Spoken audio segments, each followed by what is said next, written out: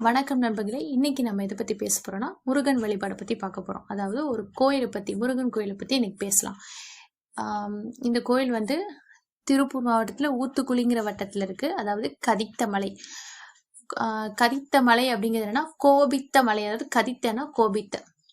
முருகப்பெருமான் வந்து சிவன் பார்வதிட்ட வந்து ஞானப்படத்துக்கு சண்டை போட்டு வந்ததுக்கு அப்புறமா இங்க வந்து கோபித்து வந்து இங்க இருந்துட்டாரு. அதுதான் கோபித்த மலை, அதாவது கதித்த மலை அப்படின்னு சொல்றோம்.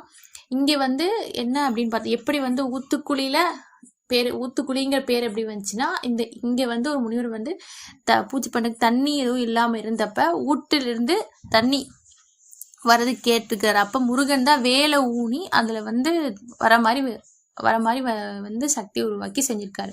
அந்த இடத்துல இருந்து ஊற்றிலிருந்து தண்ணி வர்றதுனால ஊற்றுக்குழி, ஊற்றிலிருந்து வந்தனால ஊற்றுக்குழி அப்படிங்கிற பேர் வச்சாங்க. அப்படிதான் இந்த முருகன்